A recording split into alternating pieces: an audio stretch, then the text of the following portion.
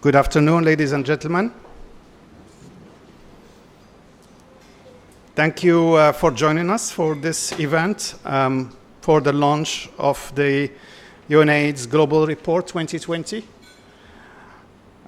We will have about a 1 hour plus or minus session where we will have a brief introduction on the content of the report, followed up by a discussion of eminent representatives from the government, from community, from civil society, and from the UN, trying to discuss a little bit more the content of the report and our big learning, particularly for our region.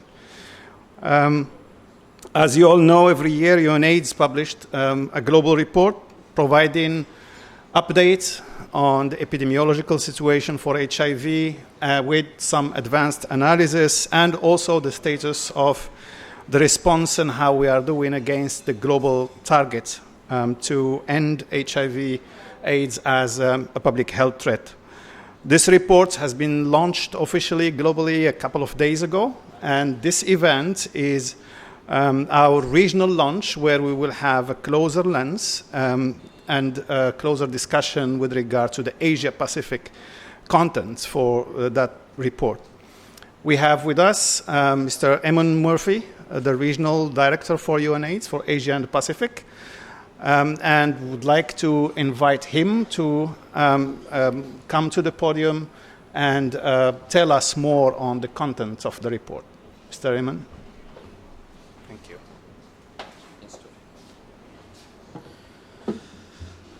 So good afternoon. Today we're here actually to talk in the new normal. We're talking about a virtual report, right? So the report has been launched on Monday, but across our region, religious holidays yesterday as well as Monday, so we've delayed to today. And with the new normal, a lot of this is about what's online, and so the communication is being live streamed, and we have both journalists and our colleagues in the field looking to the discussion today. Just as the Global AIDS Conference, there are two conferences on in parallel right now, a lot of the sessions are virtual, and people are participating in different ways and learning different approaches, some much more positive for us than others. But let me start, firstly, to thank you all for coming today and for our colleagues who are going to speak during the course of the event. But the theme this year is seizing the moment, because the issue is about inequalities, the underlying inequalities that have long been the plague of the response to HIV. We have the virus, but then we have the challenges to effectively respond, and at the heart of that are inequalities, and that remains. This year, with the emergence of COVID-19, we're actually seeing those inequalities played out again with a new virus, and some of the same issues are being played out and impacting on people at risk or affected by COVID. And the socioeconomic aspect is equally as bad as the medical, and the socioeconomic aspects that affect HIV are affecting COVID. So there's some lessons learned from HIV that are being applied, and we'll hear about those today. But we're also seeing the risks to HIV from the COVID responses. Right? Not so much the virus, but the responses to COVID. We're seeing the response to HIV at risk of a major setback. The gains of the last decade at serious risk in many parts of the world. And immediately studies show that as many as 500,000 increased risk of death in Southern Africa alone. So 500,000 people now are at risk of dying from HIV-related causes due to the responses to COVID. And that's about interruption to supply, and that supply starts from China, where the raw products are sent to India. There's been supply interruptions there through transport issues, then further delays out of India to countries around the world and other providers of the medications. But then within country, the disruption and the lockdown impacts are having a severe impact on access to services, both prevention and treatment. Let me start with the region. I will touch on the global, but focus on our region, particularly for our colleagues online. So this year, 2019, we're referring to. 38 million people living with HIV in the world in 2019. In our region, 5.8 million people. You can see on the screen the mix of adults and young people. The epidemics are different in different parts of the world, as you'll hear when we focus on our region. Newly infected, 1.7 million people last year became infected with HIV, of which 300,000, or roughly 20%, are in the Asia-Pacific region. And when we look into that number, 82%, right, a quarter of them are young key populations, and that's of particular concern for us because we are seeing a rise of new epidemics in a number of countries. In the Philippines alone, the reference is that we have two epidemics going. We have the old epidemic and the new epidemic. Ambassador Birks of PEPFAR refers to the new epidemic among young men who have sex with men and transgender as a totally new epidemic. And it's not the only country, as you'll see today. When we look at AIDS-related deaths, 690,000 people sadly lost their lives last year. In our region, it is even worse to see that more than 20% of that number come from our region, 160,000 people. And that shouldn't be. Middle-income countries, but we're not seeing the investment in the service provision to ensure people are not losing their lives in this day and age. And it's not about the cost. All right?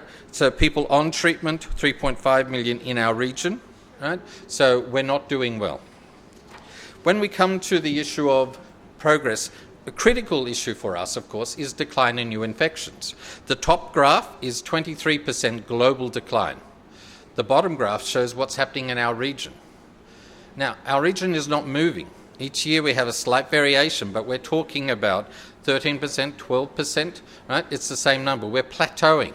And so we're not getting past. In the last decade, that is 12%. The decade before that, we had a 37% decline in our region. So dramatic difference in the last decade. We're not seeing the numbers coming down. Some countries, Myanmar, Thailand, Vietnam, Cambodia are leading the way. But then that's offset by rising epidemics in the Philippines and Pakistan and other epidemics that are not moving.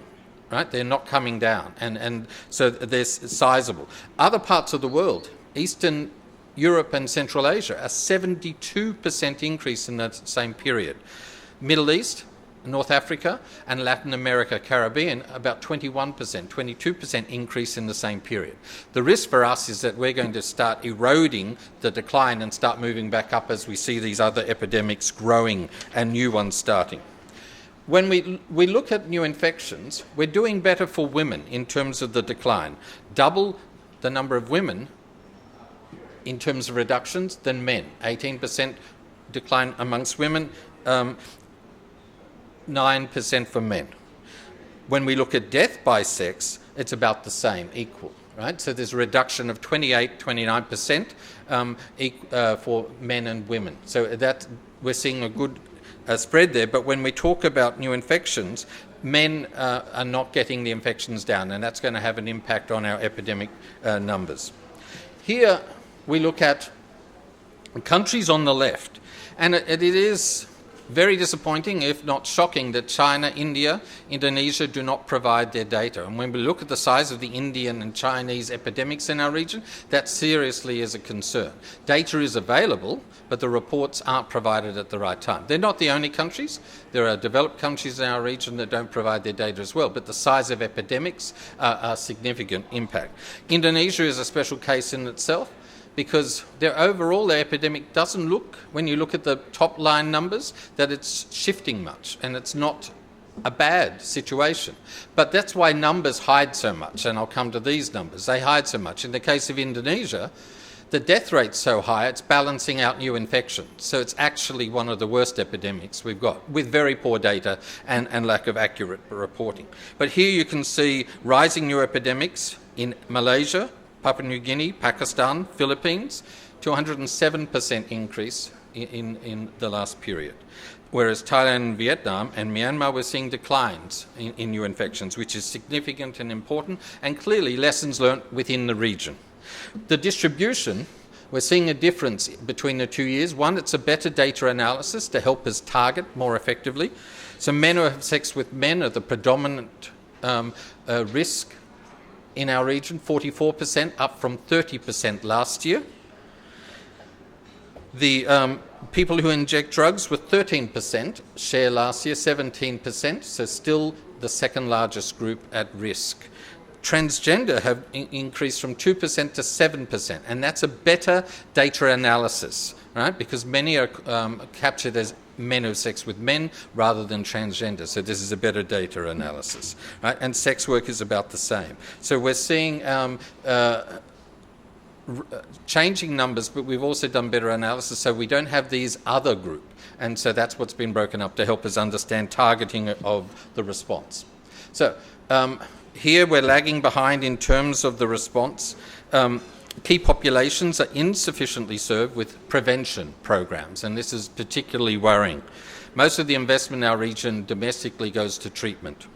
Only 1/4 of men have sex with men, and you'll see it's the large circles at the bottom I'm referring to, which are the medians.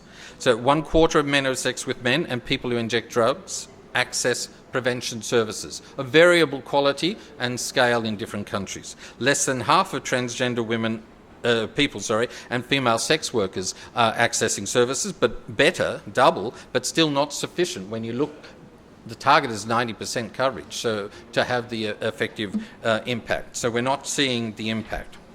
When we look at two areas of progress and innovation, well, the first is innovation, PrEP, pre-exposure prophylaxis. Most of us in the room know what that is, but for those online, we're talking here simply about providing a treatment that builds up a resistance and a protective barrier to transmission of HIV. So the status. Nowhere across our region do we have sufficient scale for community protection through PrEP. But we need to keep building on the success of introduction here. Firstly, in Thailand was leading, but you can see the difference. I'm sorry, Dr. Tuisap. In the last year, Vietnam's now ahead of Thailand in terms of numbers, right? So we need a bit of healthy competition between our two top countries. We don't count Australia when we look at these type of things, and New Zealand, we don't have the data, but they've also introduced national scale programs. Others, Cambodia's starting, but others, as you can see by the colours here, are piloting. Or demonstration projects. We don't need demonstration projects. Dr. Tuisap and his colleagues, Vietnam, forget Australia if you want to say that that's too different a health system. They show that this is easily done and effective. Philippines is innovating. They don't have the scale that we need yet to be in the reporting and the models. So there's lots of change and progress in different parts. Very positive, but not at the scale we need for an impact. The coverage of our old issue. Harm reduction is not getting the attention it needs. We have different and shifting drug use patterns. The issue of the connection between drug use and particularly methamphetamine use, chemsex as it's referred to, is significant as a double issue when we come to new infections, particularly amongst men who have sex with men and others who may be using. And it's not just men who have sex with men, but it's larger use of methamphetamines in that population, but also in heterosexual transmission. But then we've also got the issue then of poly drug use. So heroin, which is the traditional drug of concern for us in the region. And you can see here when we talk about needle and syringe coverage, we don't have enough, but we have on the left, in the blue, high in the top, countries like Cambodia, Myanmar, India, providing fairly healthy coverage. But we've got mixed. It's too low in Indonesia, in Pakistan, Malaysia and Thailand. When we come to opioid substitution therapy, methadone or buprenorphine, it's again too low or not even in play when it comes to the big epidemics amongst people who inject drugs in Afghanistan, Bangladesh, Indonesia, Nepal, Pakistan, Thailand. And of these, Pakistan stands out as another one alongside Indonesia with large epidemics and not effective programming. And that's a serious concern. So this is where the numbers don't always show everything we want to know. Right. About half the key populations do not know their HIV status. So how do we get them into treatment? Some countries are very proud of their treatment numbers, but if you're not reaching all the people at risk, you're not able to accurately get them in. In some countries, though, we have very high levels of testing and good knowledge about how many people have HIV. But then we don't see that transferring into people entering treatment programs. Malaysia is a good example. Very high level of testing, low treatment coverage. Philippines, similarly, about 40% only treatment coverage. So you can see the average by key population, the regional mean here, median for these. I'll go quickly to treatment. And forgive me, some of this is a bit dry compared to the following speakers, because they're going to talk about the nature of the response and how COVID's impacting on that. But when we talk about testing treatment cascade here, the 390s, you can see on the left our goal of 90% regionally. We have nearly 90,000 people need to know their status to reach that 90%, right? So 75% coverage at this stage in terms of knowing their status. Only one country that can claim that the testing is sufficient to have reached the 90%. When we come across to treatment, however, we have slightly better. Australia, Cambodia, and New Zealand have reached the target of 90%, right? But the gap is quite large. 1.2 million people need to access treatment to get to the 90%, right? Only 60% coverage. Then we get to viral load, and the viral load is how we know that our treatment is having the impact we need it to be, both for personal health benefits, but then also to stop forward transmission. It's even lower again. So we've only got Thailand, Cambodia and Australia achieving this, right? So, and you can see in the right-hand side the difference between men, women and children. Right? We're not reaching our targets. Resources, very quickly, the issue here is 87% increase in this period of domestic resources. That's fantastic. Unfortunately, most of it's going to treatment and not to prevention, but at the same time, we've seen a 63% decline in international resources. And that's partly because our region, we're in the middle. Eastern Europe, Central Asia, high epidemic growth. Latin America, Middle East, Africa, where a lot of resources have gone, we're seeing a decline in infections. But we're in the middle and we have middle-income countries, so it doesn't attract the same level of support. 14% reduction from the US bilaterals, largely PEPFAR. Global Fund, 28% decline in that period as well, which is significant concern. That relates to middle-income status, partly. But then when you look at the mix of where the cuts are, prevention, again, is being cut more heavily than other areas. And other donors, 28% decline. We talk about the inequalities, and the focus this year is very strong on inequalities. We have a mixed issues here. COVID is actually having an extremely negative impact on the HIV programs because of the same issues, the same discrimination, the same targeting that's going on. Legislation and the lockdown approach is having a much more negative impact on key populations. Some are being criminalised or blamed for COVID. In the Philippines, people have been arrested, key populations, men have had sex with men, LGBTI arrested using COVID laws. In South Korea, in the nightclub districts, it was only the men who have sex with men that were targeted in the media and identified as the risk of COVID, not all the other people who were crowded into these nightclubs. So again, that led to violence, it led to harassment, loss of jobs, and we're seeing this area impacting even more with the combination of COVID and HIV. Sex workers not able to access employment, can't pay their rent, can't access the resources to feed themselves and their families. Men who have sex with men being more easily identified in programs and being negatively targeted. So a number of issues. The criminalisation on the left, this is not new information for us, it's a serious issue. On the right, though, we've seen some good progress in the last year. India, with the Article 377 of their law, which is the law from the late 1870s that is used in more than 44 countries to criminalise sex between men. India struck that down. The Supreme Court ruled this is unconstitutional, so it's been removed. The adoption of new legislation, comprehensive in India, Philippines are positives, transgender law in Pakistan. So you can see some of these countries, very mixed approaches, positive on transgender in Pakistan, negative approach on men of sex with men and drug use.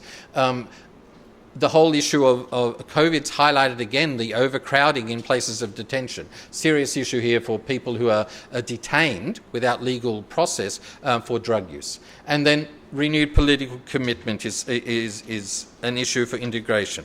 Let me move to the conclusion so we can hand over to hear some of the other areas of the report, both from colleagues working in civil society at country level, from Valerie from UNDP and Dr. Tuisap from the Ministry of Public Health here in Thailand. So, new report, highly unequal progress across our region, and this is the challenge.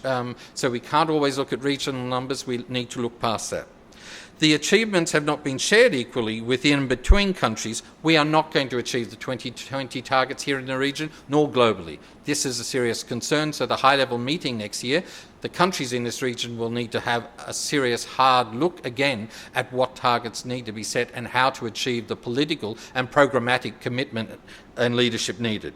The third point here about the COVID pandemic I've touched on. There have been a lot of negatives. We've also seen positives. Countries, and we'll hear from examples today, and the report has a number of other examples from our region, where the response, the organisations involved in the response to HIV have been able to quickly either turn and provide COVID services and outreach, or to help make sure that people are still able to access services. The innovation, the online, the virtual space is being used. Here in Thailand, the postal service is being used to help get treatment out to people who are affected by lockdowns and by supply interruptions. That's just one example. Others are using courier services or home deliveries, and so a number of these changes are going to be positively maintained as we move forward and will help the response. So we've got a mix, but the negative is equally a challenge. Stigma and discrimination, as I said, it's on the rise regardless of COVID. That's just made it much worse. We're seeing new laws like Indonesia trying to bring in a family law to ban sex outside marriage. Currently it's not illegal. Right? So that's a new law. Laws in the anti-terrorism laws in the Philippines and other places having serious issues and targeting of key populations. So a lot of the gains could be lost, and our progress is going to be further stalled or reduced if we fail to act, and if countries don't double down and lead the way they can and have done in the past in our region. So inequalities is the key issue. I will stop here, and we're going to hear from a couple of our colleagues from civil society firstly, and then from other speakers. So thank you very much for your attention.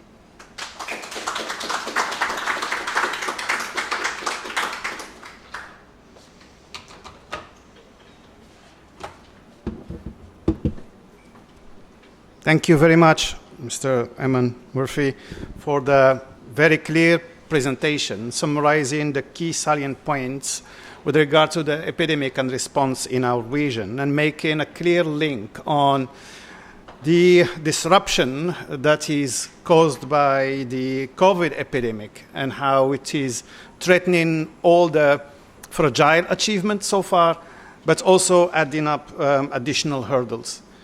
But we know that we have learned, we have seen that COVID does not only bring threats, it brings opportunities. And we have also documented in the global report, and we have seen action that rather leads to stronger resilience and innovative solutions. And these kinds of elements will be the center of the discussions in the panel, coming up. So I would like to highlight for all our participants physically present here, but also for those who are online, please feel free to share your questions for those who are online. We will try to save some time and address the most important ones. And also we will have a brief session of questions and answers for any required clarity. Now we will move to a panel of discussion that will discuss these additional elements, and I would like to invite two representatives of community and civil society to help us in the discussion. First of all, I would like to invite Mrs. Surang Janyam to join us. Surang is a director and co-founder of Swing, a community-based organization that offers male, female, and transgender sex workers a drop-in center, healthcare services, and life skill classes. It helps in design and leads and implements innovative outreach activities for sex workers. For example, HIV awareness campaigns, condom campaigns, partnerships in partnership with bar owners campaigns, and all these innovative solutions that help reduce vulnerabilities and strengthen the response. The second speaker we have online, and we are pleased to see Sita Shahi joining us online. We see you very clearly. I hope we'll be able to hear you also as clear. Sita is a well-known activist. She currently serves as the regional coordinator for the international community of women living with HIV in Asia and the Pacific, which has its headquarters in Bangkok, and I am sure that her interventions bring the perspective of the community and help us unpack some of the content of the global report and contextualize it with the learnings from your own experience. So Sita, since you are online, if you don't mind, I would like to start with you with a question. So you have seen that the report highlights that COVID-19 pandemic appears to be magnifying existing gender inequalities and vulnerabilities that contribute to gender-based violence. So do you see the same trend in Asia and the Pacific? And what are the current steps that are taken by ICW Asia and the Pacific to support women living with HIV in this matter? So please share with us your views and experience on this. Sita, over to you. Thank you. Can you hear me? Yes, very well. Okay, thank you so much, Tawfiq. Good afternoon to all the panelists and who are listening to us. I'm very glad to be on the call, speaking on behalf of women living with HIV from the Asia-Pacific region. Let me briefly share about what ICWAP is doing in current situation of COVID pandemic. ICWAP has been responding to the impacts of the COVID-19 pandemic on women living with HIV across the region. The network has been working virtually to connect, communicate, and coordinate with the country networks, with our sister networks during this challenging time. With very limited resources, we have responded to urgent needs of our members for food, access to medicine, and provide accurate and useful information as much as possible. We utilize our network to gather information about experiences of women living with HIV to inform the response through ongoing follow-up. ICWAP has developed a deep understanding of the situation and challenges facing by women living with HIV in the region. As the COVID-19 pandemic exposes deep-rooted inequalities and gender power dynamic, women and girls are experiencing the greatest health and human rights impacts. Their experiences are not only related to the virus, but also to existing discrimination and gender stereotyping, economic inequalities, lack of equal access to food, clean water, housing, and health services, including stigma and discrimination. Although the report is not published yet, but I would like to gladly share our preliminary findings of survey on impact of COVID-19 on women and girls in the Asia-Pacific region. I would prefer to say Southeast Asia region because we did not get that much responses from Pacific. That is always hard for us to be connected with them. The survey generally aimed to understand the situation on gender-based violence, sexual and reproductive health and rights, access to treatment and adherence, employment status, and mental health issues. So we got a lot of responses from the region by women and girls. Gender-based violence and including domestic violence, women reported that 29% they are facing gender-based violence during the COVID-19.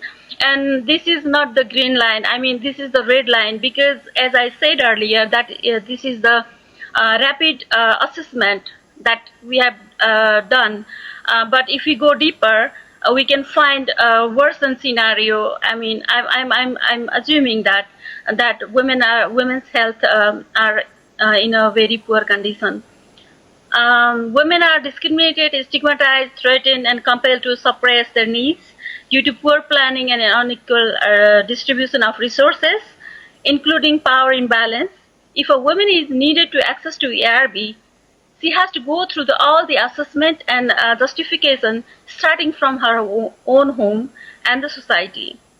And another is mental health issues. The respondent, we got 90%, which is very high on the mental health issues. Women reported that they faced mental health issues in 90%, the multiple responsibility, violence by intimate partners, lack of safety in quarantine in COVID period, lack of access to treatment, information regarding HIV and COVID, for fear of revealing status, livelihood and financial hardship, lack of psychosocial support are leading causes of developing mental health among women living with HIV and girls. Lack of access to SRSR, including contraception, has been reported 83%, which is very high for us. Women living with HIV who are pregnant are at high risk of transmission of HIV to newborn baby, where the transportation is not allowed or not available on the time of COVID-19. Financial disparity and intimate partner violence often hinder a woman's ability to negotiate condom use, access to health care, and protect herself from various issues. At the same time, we got 20% women and girls left or missed ARV for 1 to 10 days. And as most of the countries are in the state of full or partial lockdown, many people have lost their jobs and sources of daily income.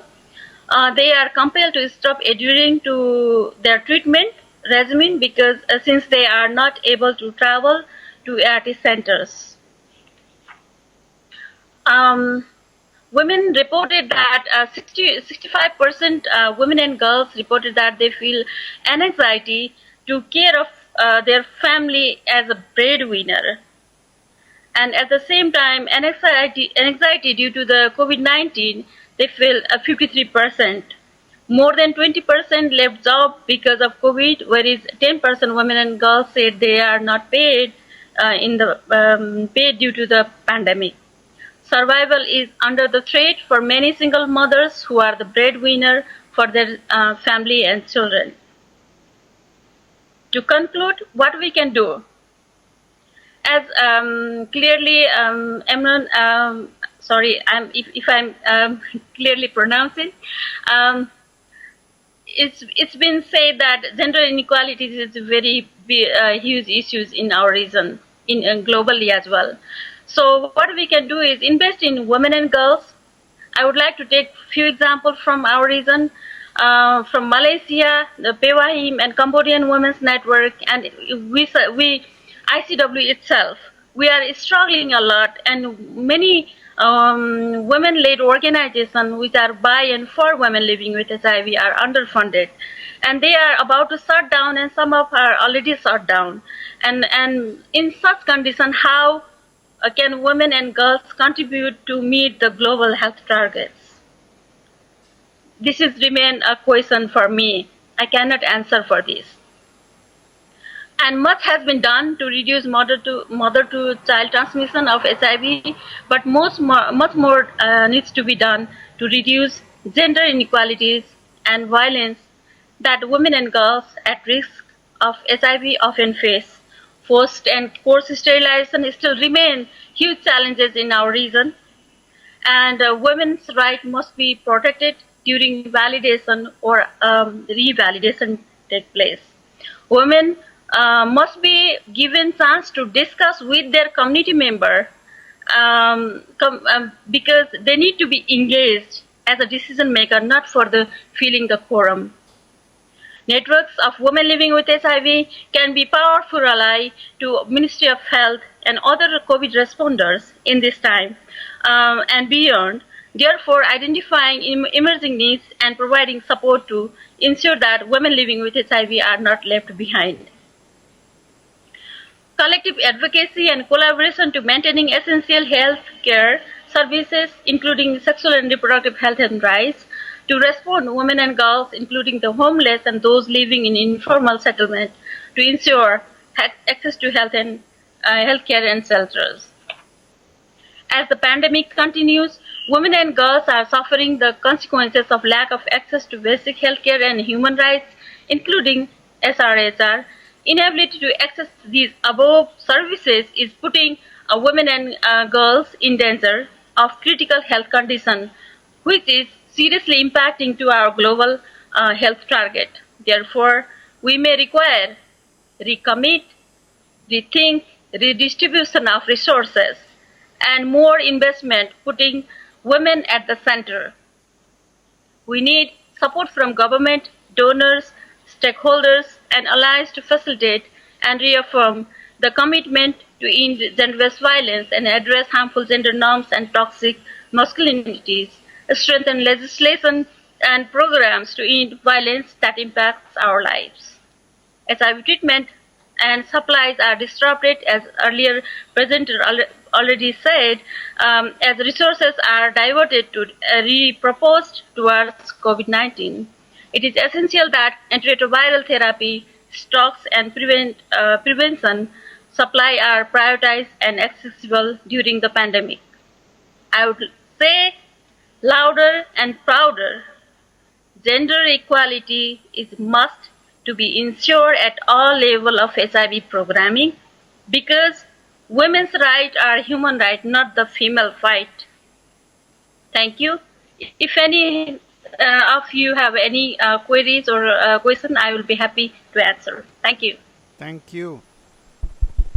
Thank you. Thank you, Sita, for excellent intervention, and thank you for sharing with us the recent evidence you have gathered on the increase in vulnerabilities. It needs strong activism as you are leading to continue addressing the challenges that are well known and well documented.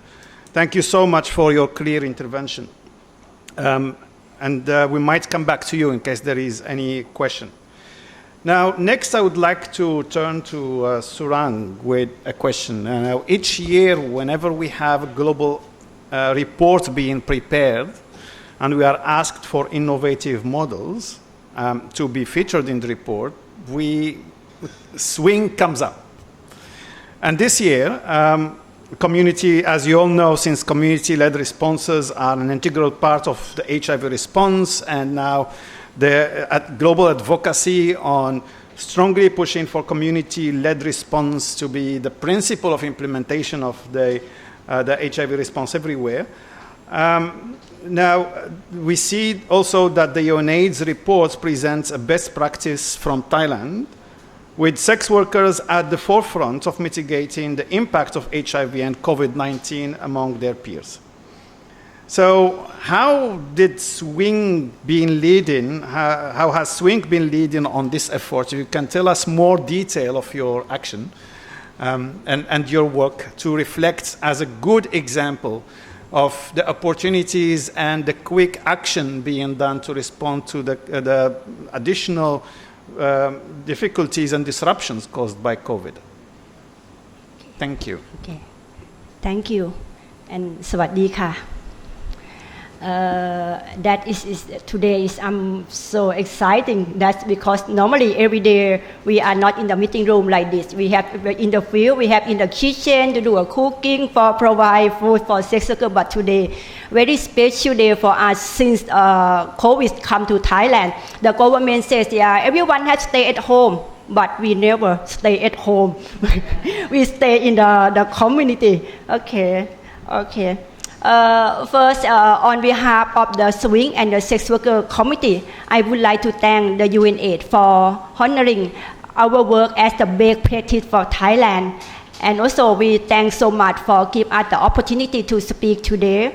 Today, I would like to share what Swing do to helping sex workers during the COVID-19 situation. Since the 18th of March, when the government they locked down entertainment business in Thailand, we found that more than 200,000 of sex workers in Thailand, they are locked down and then they lose a job and they lose income to support themselves and their family. We found that just a few number of them they get receive the money to support from the government. Just a few of them only. When the situation more serious like this, what we think we cannot just do nothing and waiting for someone to helping us to support us. What we do, we use our own saving. We start to provide food for sex workers during that time by our own money. And also we found so many things that sex workers they need in that time, but they don't have enough money to support themselves.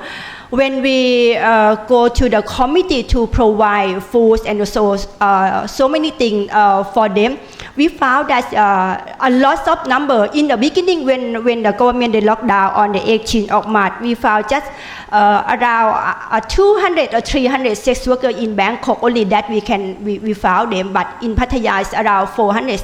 But after that about 2 or 3 weeks we found that more than 500 sex workers in Bangkok. Some of them they are still to be sex work because they're afraid the COVID accept another people, but what can they do? They have to come to be a sex worker to earn the money to support themselves and their family. When we find more sex workers who need a support, we think that we have to do something. In 11th of April, we start to do the COVID-19 fund for sex workers. This fund we requesting for both money and essential supply to support the sex worker. We are very proud, and then this is a little bit shocked because we always wondering if we want to do some fundraising. We wondering because a lot of the stigma among sex workers who we support, who we donate the money. But after we start to do the fundraising, we have the COVID fund.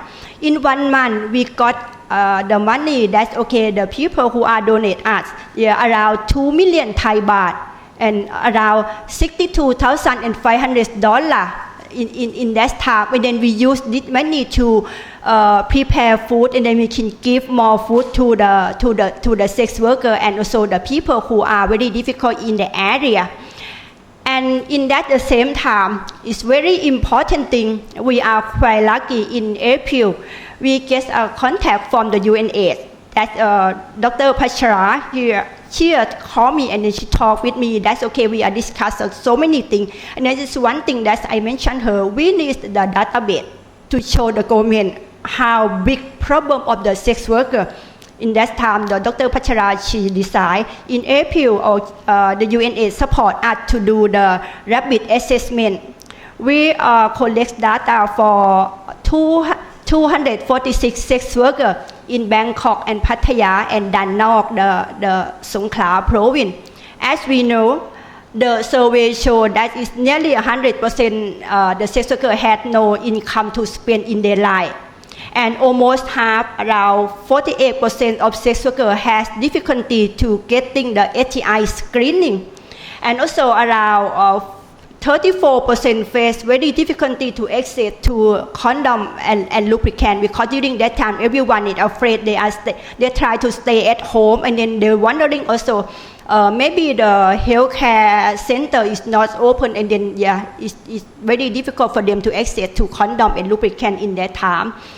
What have we done during March to prison? We have been cooking and sharing more than 30,000 food box and over than 15,000 necessary items for sex workers in Bangkok and Pattaya.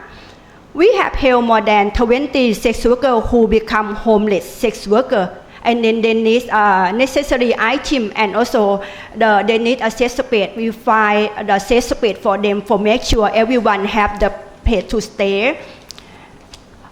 And we have helped more than 300 of sex workers be registered to access the financial aid from the government, because from the survey that we found, there's just a few number, but after we know that we helping them, and then 300 of them they can register now, they can get the money from the government. We are so happy, even a small amount of the money that can helping a lot for them.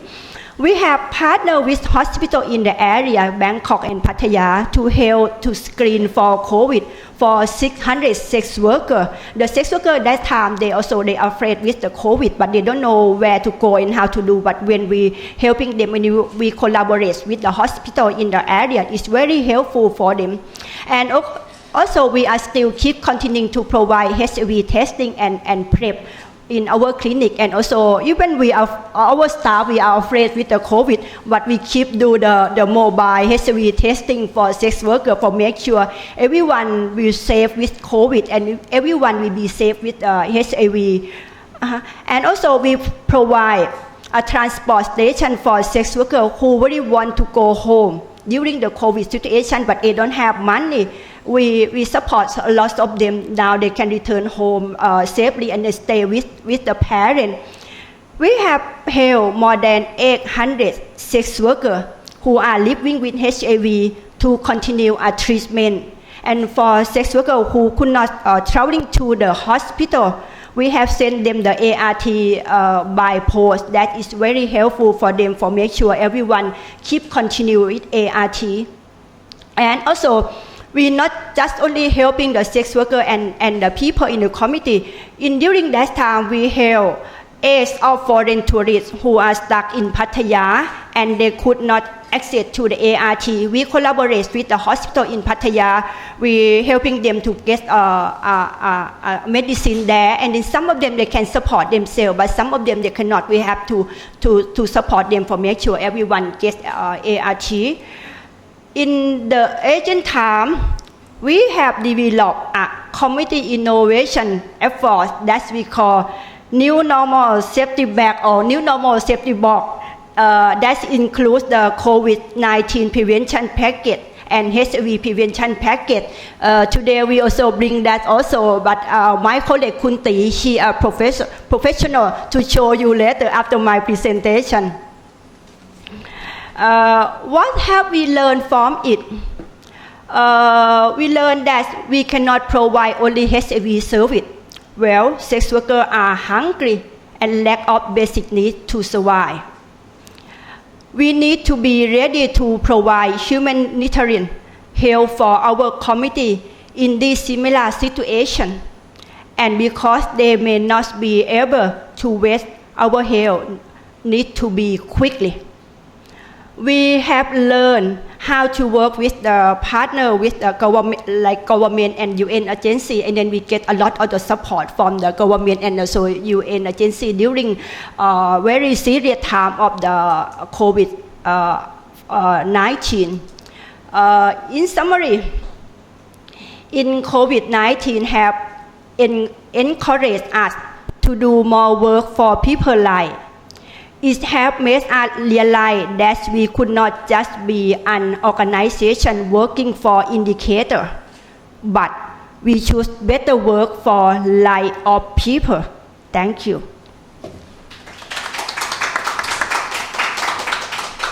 Thank you so much, Sita. And I welcome the idea of a 1 to 2 minutes maximum presentation on the safety box. In between, I'd like to thank Sita and Eamon for their presentations. In the meantime, we will prepare for the next panel number. So if, you could please quickly. Yes, thank you very much. I'm very excited about this because this is my first time to show that. Because like Mr. Rang said, all the material that we have, we get from we do the group discussion with our sex worker. and now on the process to give to them to prevent themselves to COVID-19. So we have a lot of the material. This is the created by sex worker because, like Ms. Rang said, they need the money to survive, but they cannot stop work. They still be the sex worker. So all the things that they create themselves, though we get from group discussion.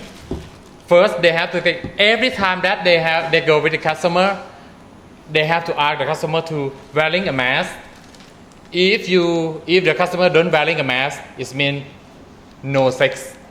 So yes, for the COVID pandemic, make sex worker more power than customer. Just because we can told that you should do that. If you don't do that, I don't go with you or something.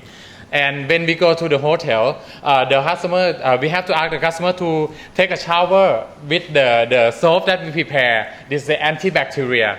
And after that, during the time the customer they are in the bathroom, we have to spray on the bed, do alcohol spray on the bed to make sure that all the place that we will have sex with the customer is safe. So, and after that, we ask the customer use also the mouth spray also, the mouthwash and hand soap.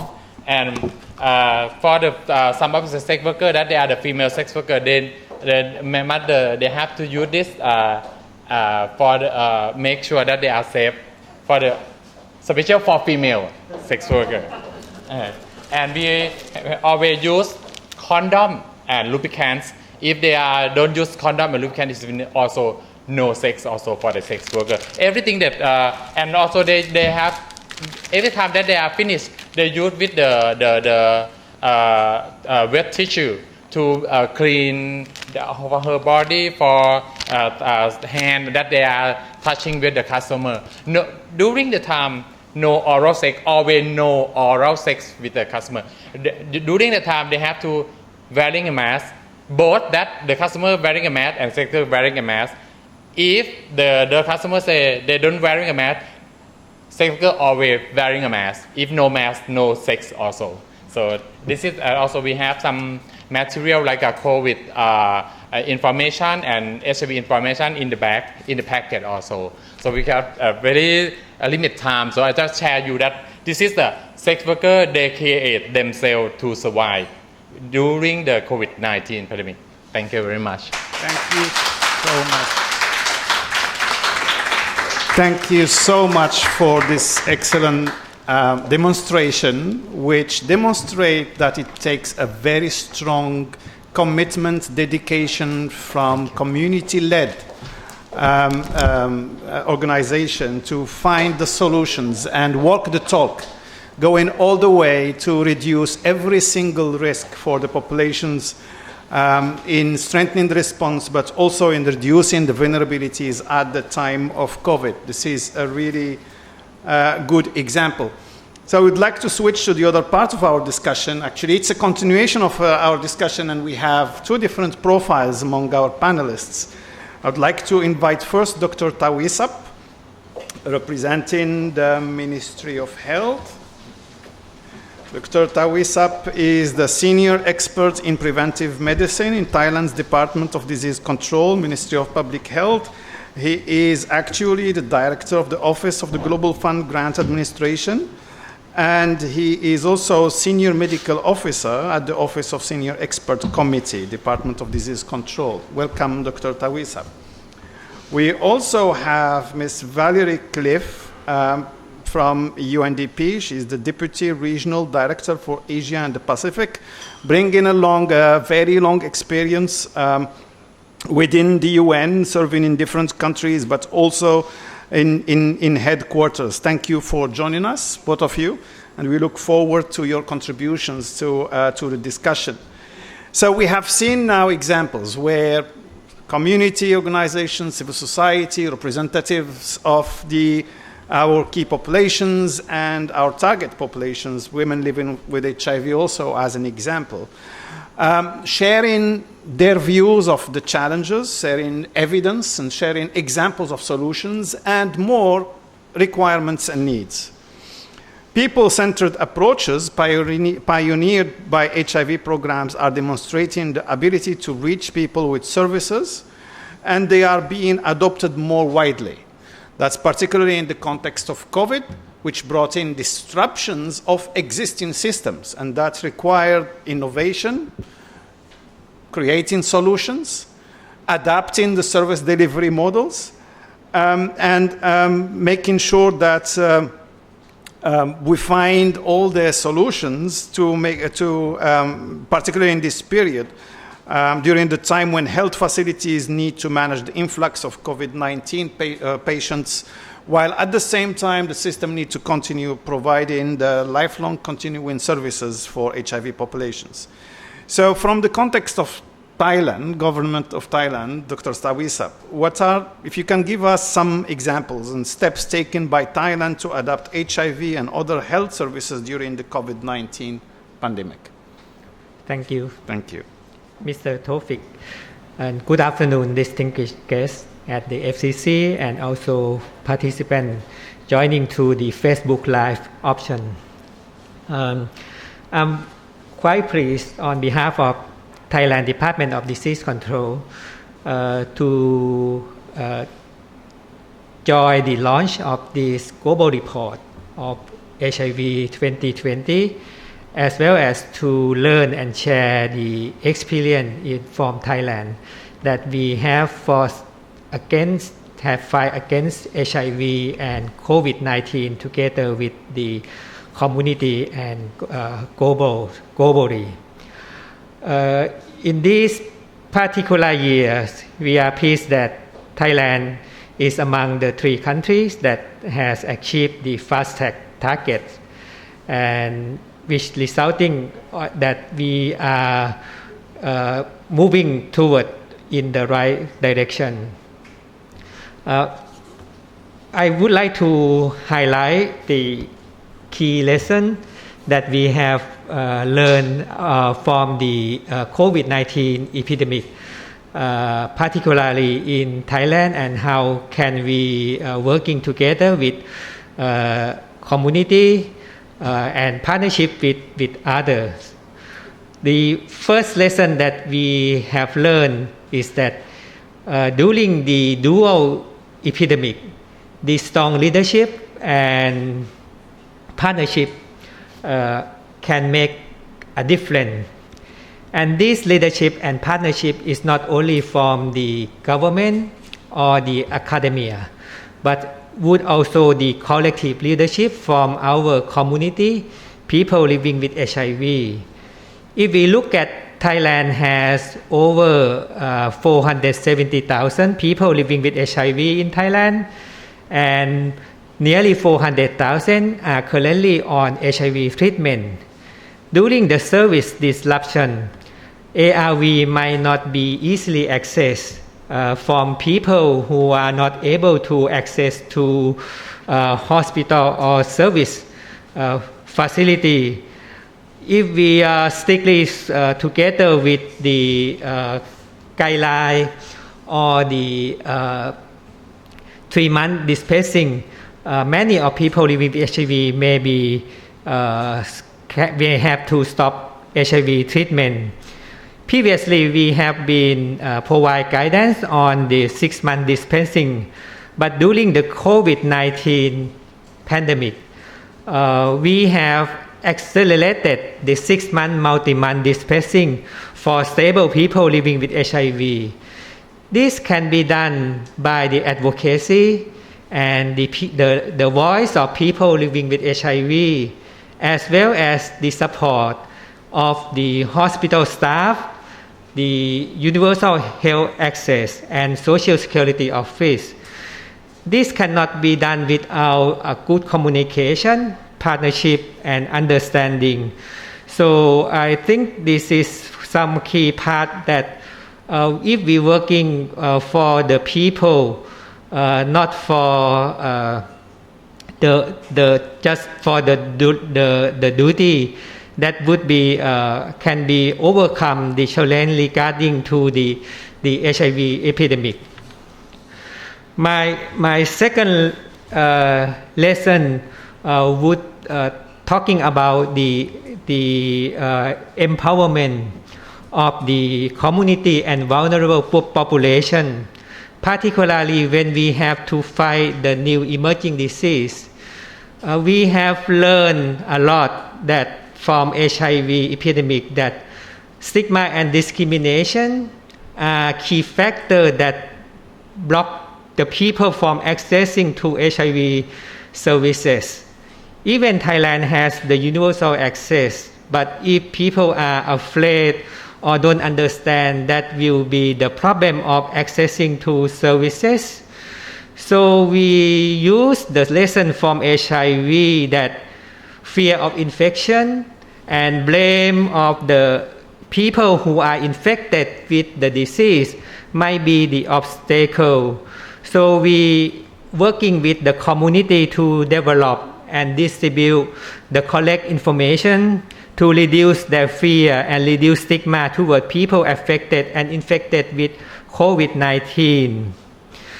Recognizing that COVID-19 will not just only the epidemic for a short period of time, we have to stay with the COVID-19 and HIV for at least 1 or 2 years.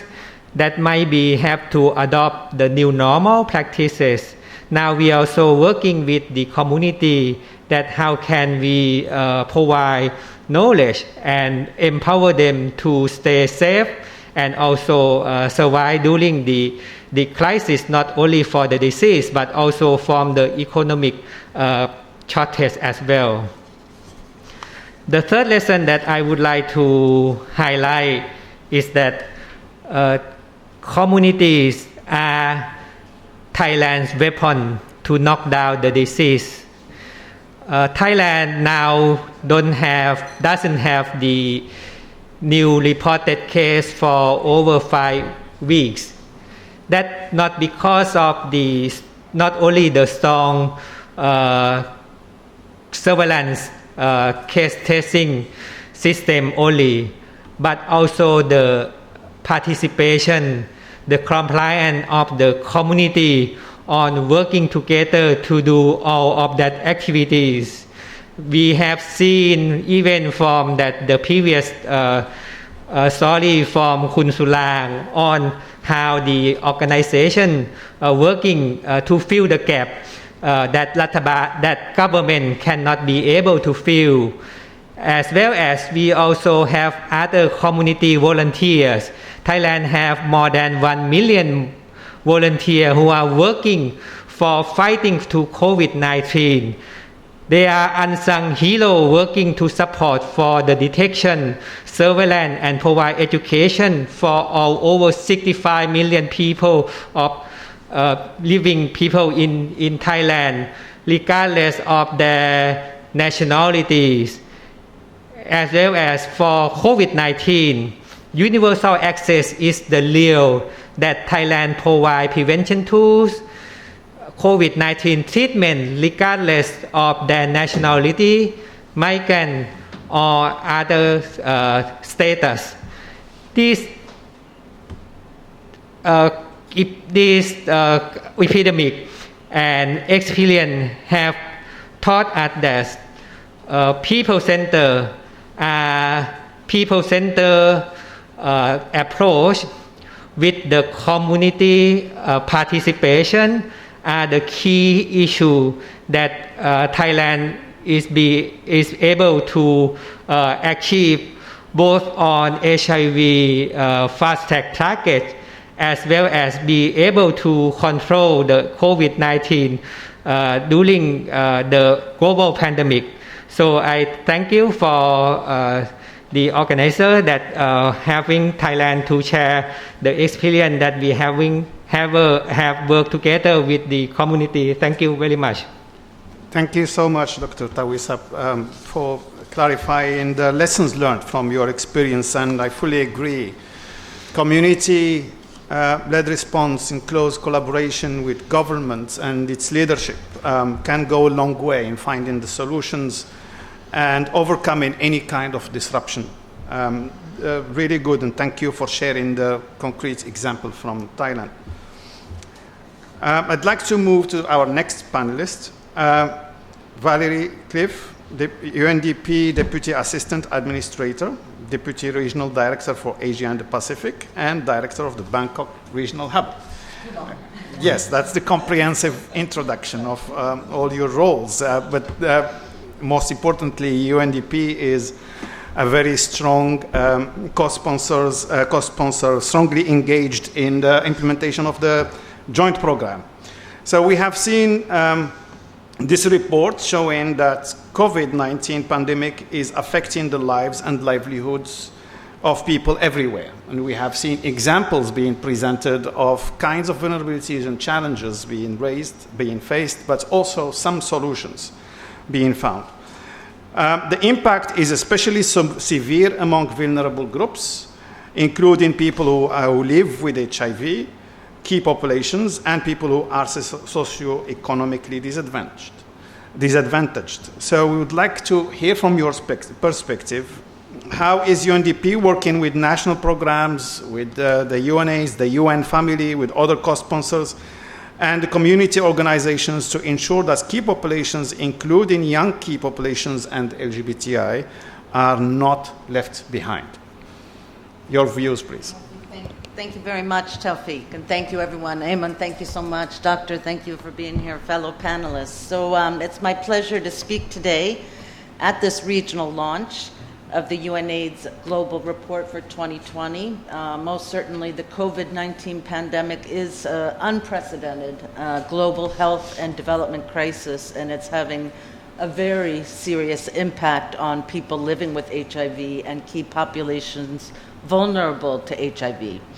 UNDP is supporting countries to respond to and to recover from the COVID-19 pandemic with trying to put a longer-term perspective of building a better future for more resilient economies and social services, including health. UNDP focuses on reducing inequalities and reaching the most marginalized populations and people at the heart of effective development solutions. As Tawfiq said, as a co-sponsor of UNAIDS, one of UNDP's key priorities is to support people living with HIV and those affected by HIV to cope with the disproportionate impact they're experiencing by the COVID pandemic and ensure that they are not left out and behind. Our joint work with UNAIDS on social protection in Thailand, for example, is a leading example. The Thailand UNDP country office is working with 4 organizations, some of them represented here today, the Sisters Foundation, Empower Foundation, Swing Thailand, and Rainbow Sky Association of Thailand to support the livelihoods and strengthen the resilience of LGBTI people who are sex workers in several provinces. The interventions will directly provide them with basic needs as well as personal protective equipment, some of which I think we were just shown, and aid to cover the costs of COVID-19 testing. These efforts aim to make an immediate impact on the lives of LGBTI sex workers affected by the closure of business and other establishments in country. A few other examples from around the region. Our work in our Philippines office is initiating. As you know, at the onset of the enhanced community quarantine in many parts of the Philippines, UNDP and AIDS again together launched a rapid survey on treatment and care, what were the concerns of people living with HIV. The initial recommendations and the succeeding reports were shared with various government agencies, other UN agencies, and our partners in civil society. This evidence and survey helped shape the activities and the interventions on HIV that UNDP and our partners are working on.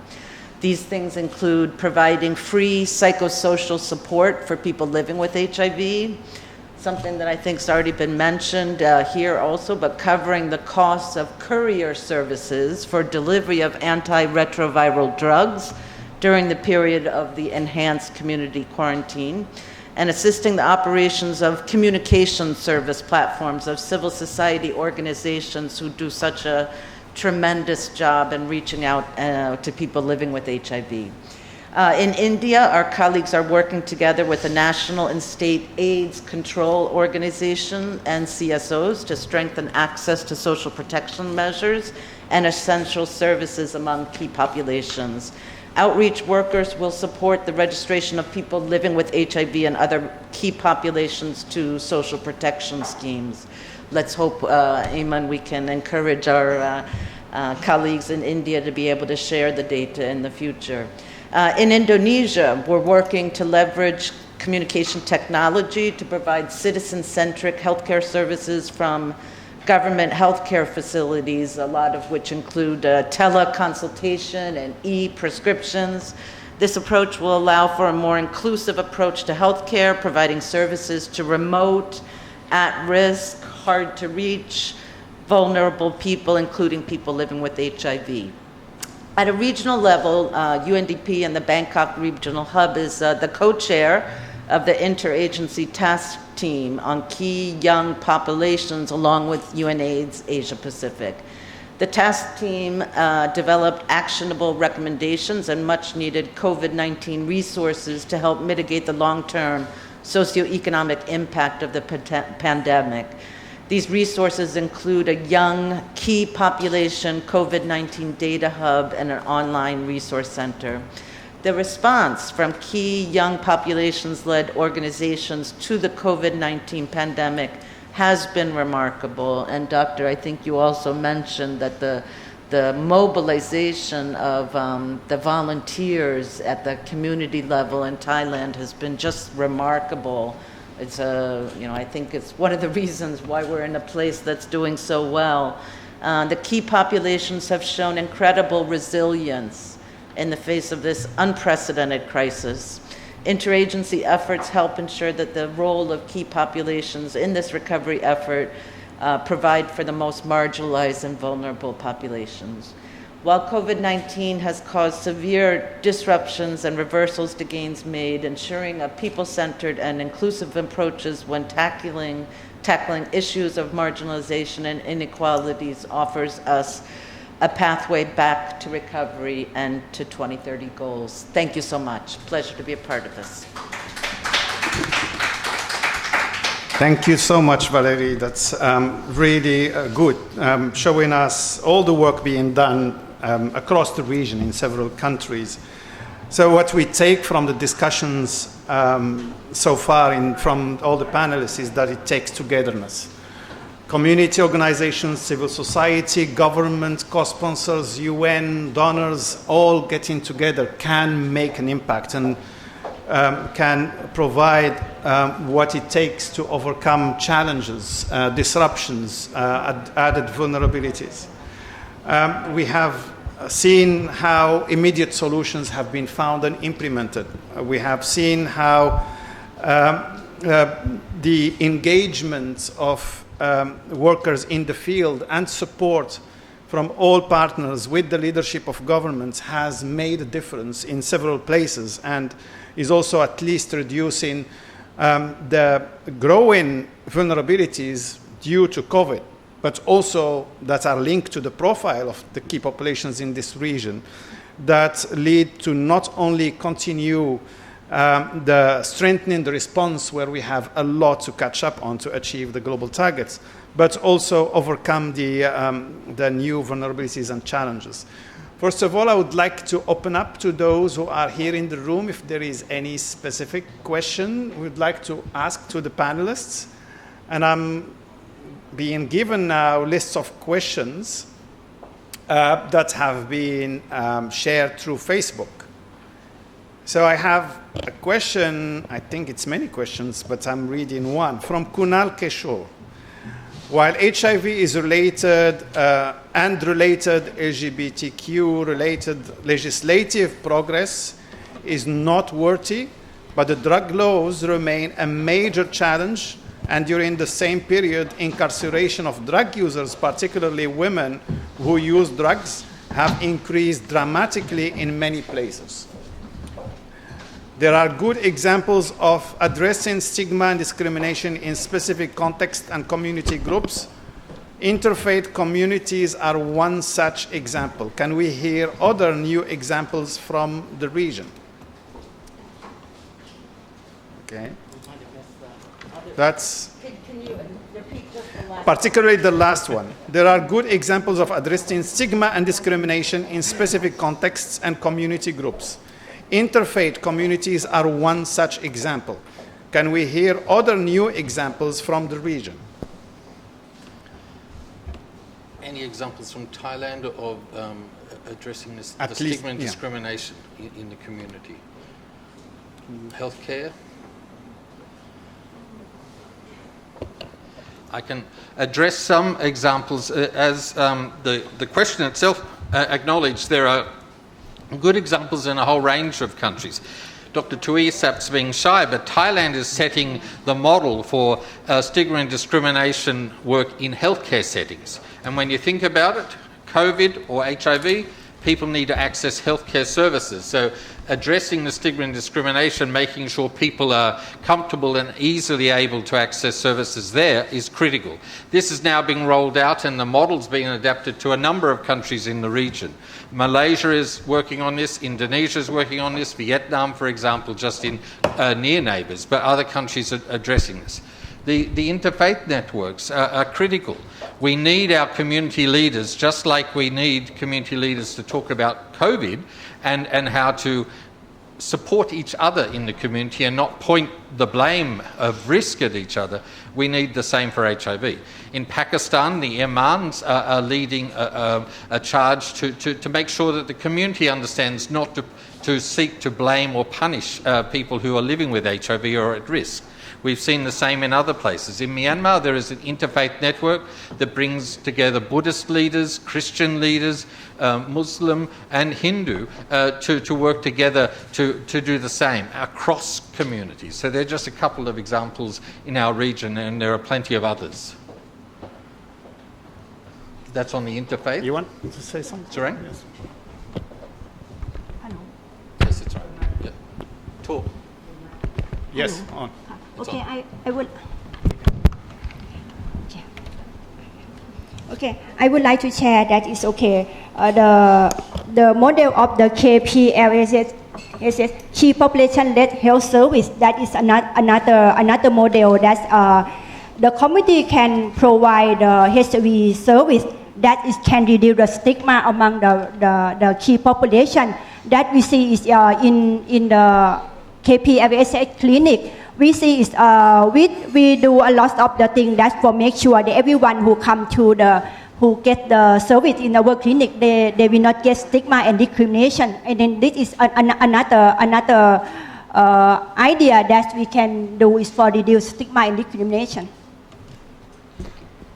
May I share the example that we have faced? For example, when you are migrant living in Thailand, you are not understand Thai languages. So the dissemination of information are quite difficult for many of migrants, which we estimate over 2 million in Thailand. So the government established the migrant hotline. So these are some of the service that we are providing for universal and not limited to only for for educated migrants that they are able to access from globally, but also provide services for migrants who might be difficulty to access from regular services. As well as many of migrants may be difficult to get the HIV and also for COVID-19 testing. For the government, we provide that for COVID-19 testing and treatment. For those who are meeting the criteria, we are providing with the government services that regardless, and that can be worked not only in the government hospital but also with the private hospital that they are cooperatively. I think these are the example of universal access. But the lesson is that even when we face the problem of new emerging, which we are fear of infection, at the first time in Bamrat Naladun Hospital who are quite keen on the HIV epidemic. They are paved the example that how can they provide services to people who are infected with COVID-19. So we don't have any problem of the discriminated service for people who are infected with COVID-19 in Thailand. So I just mentioned that the lesson from HIV has paved the way for COVID-19, and also COVID-19 has also paved the way for HIV and other infectious disease as well. Thank you so much. And Sita, you are online, we see you. If you want to intervene, you just wave with your hand, we can give you the mic. You don't have to, but if you want to intervene, just let us know. There is a question to the panelists here coming from Indonesia.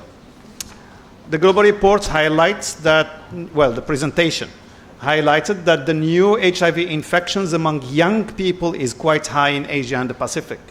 Are there any good practices in the region that has reduced new infections among young people, which other countries can learn from?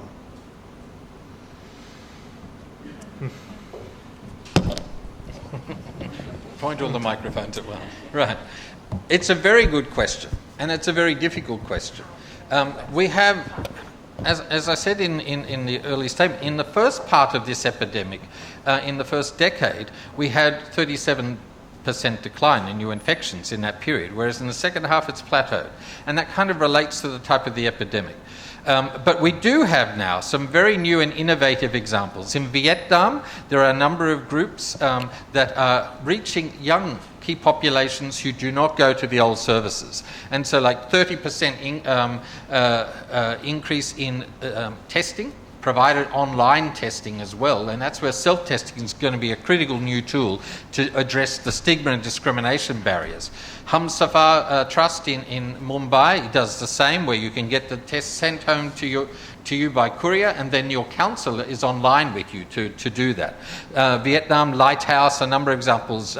Love Yourself in the Philippines, where they have both the model is a mix of government funding, of donor funding, volunteerism, and particularly among the young. And they use the virtual space because that's where the young today live. They all live in the world of the phone. They don't want paper-based information. And so they live online, they work, they don't come into fixed sites. And so that's what's being provided more and more is the online services. A number of good examples across the region of this. So rather than go into any depth, that can be shared. Even in Indonesia itself, there are some good examples of that innovation for young, reaching them where they are and where they communicate and live in the virtual space. Thank you. Anybody else? Just want to mention, to add to this, that we see growing number of countries who have models of service delivery dedicated to young key populations with a specific and tailored package and models and information and environment which facilitates at least access to HIV testing, of course with change of the regulations regarding the consent for HIV testing, but also the package of services. And these are kinds of initiatives that are growing in this region, maybe not yet sufficient, at sufficient scale, but these are growing, can be documented. I guess we have a question from here in the room. Please, go ahead. Yes, I just want to asking about the UN's global report. So as I mentioned there, that there is in certain area we have achieved some things, and certain area we are not achieved. So it's like, one area treatment okay and prevention is okay in one country or something like that. Now we have dealing with COVID-19.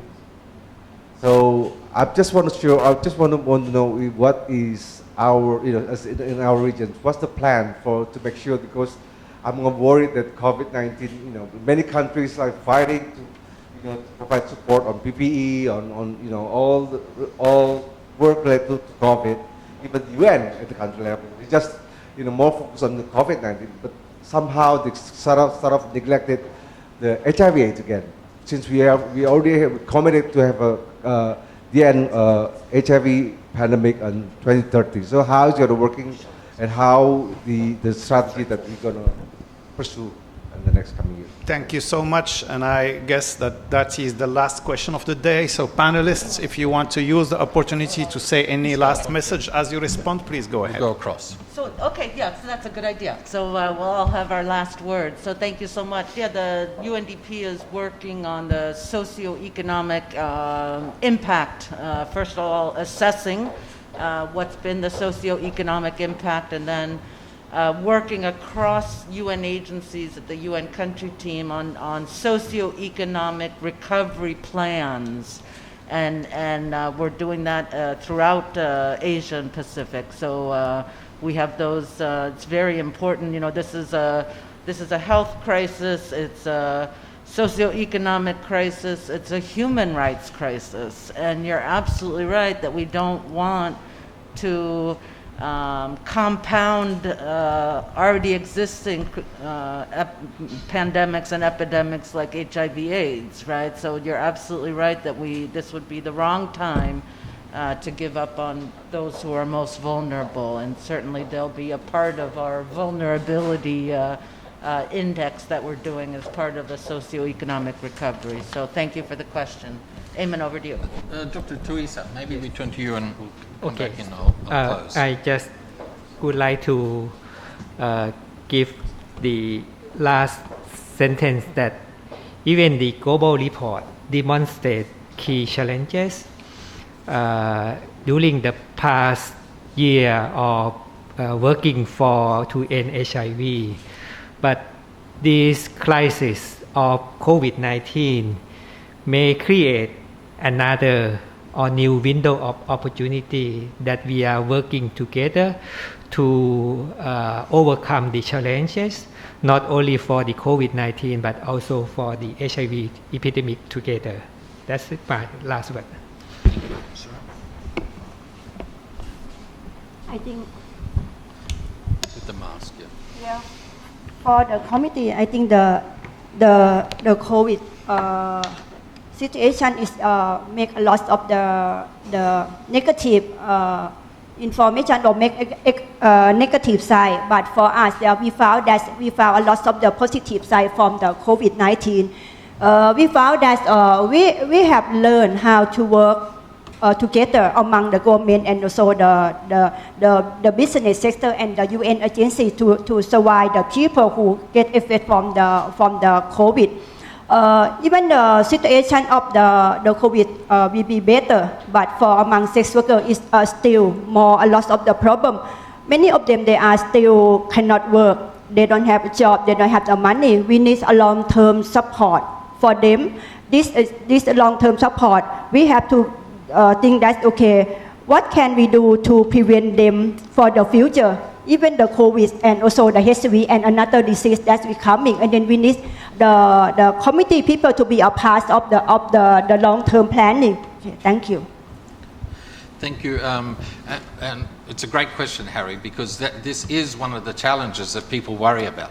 Our region, fingers crossed, is not as seriously impacted on this at this stage. But COVID's here to stay. It's not a short-term issue, right? And we may have seen some successes, and it varies across our region. The challenges that Indonesia face compared to Thailand are quite different. And so the issues also for HIV in some of these countries are the same. Thailand has a very strong public health approach, a people-centered partnership approach. Dr. Tuisap talked about providing care at minimal or no cost to migrants working here, depending on their situation. Many countries return the migrants, so there's a different approach here.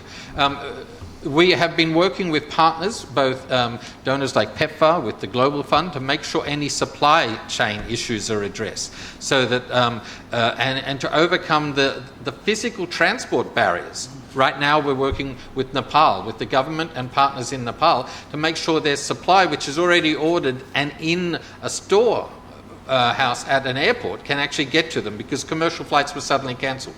So how do we get it there? Laos, it flew into Thailand and went by road to make sure they had their supplies. So different countries, different issues. Indonesia is another one that is being addressed with that. So, but there are also the positive models and the change. Some of the programs were a bit dare I say, tired, because they were relying on their old ways of working. COVID has shaken that up, and particularly the use of the internet and mobile technology, both to get things out there. And it gives us the opportunity, as Dr. Tuisap said, to look at innovation and change to be sustained. And that's the online services. You know, you should be able to get your medications if you're a stable patient, deliver it in different ways, and maintain that as we move forward. It'll be a saving and it'll be more effective for the people involved. But there's also testing, the online testing that can be done with self-testing to get to reach people more. The example of Vietnam doing it and others. So there's a number of things there. PrEP, and that's going to be the innovation, the next stage of PrEP innovation. Philippines is having PrEP through pharmacies, right? Getting it closer to people so that we don't need to rely on coming to the fixed site. Thailand is an incubator of ideas, and so we're looking forward to continuing the partnership with Thailand. And Thailand often, as Tawfiq said, policy sometimes follows change. And so we've seen here in Thailand and other countries where things are done that, you know, sometimes overcome legal barriers and start innovation, and then the policy change follows.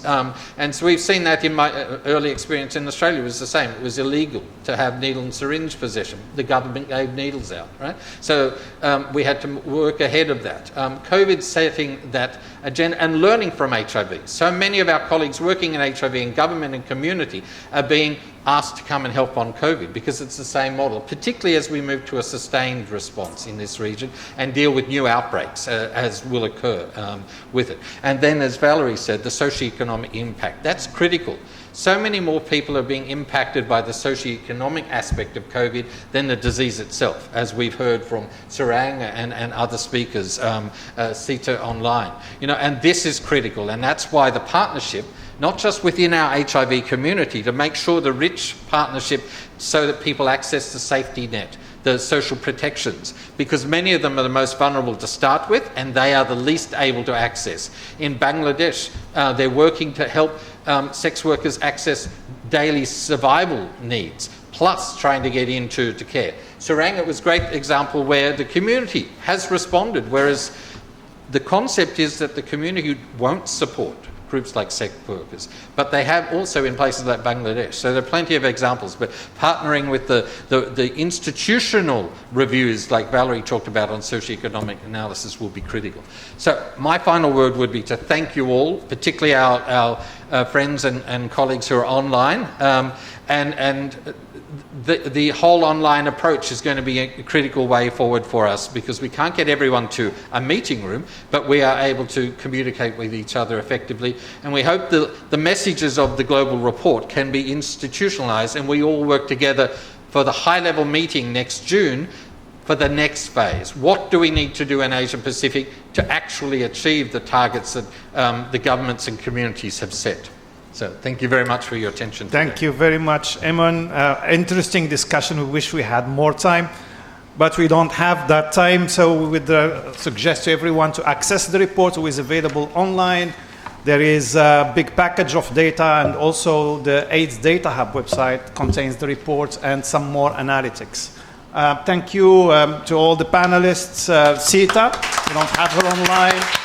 Surang, Dr. Tawisa, Valerie, Eamon, thank you to all of you who are with us here and those who are following us on Facebook. Many thanks to you, and until we have another event like this. Thank you. First live event since COVID for many of us. Thank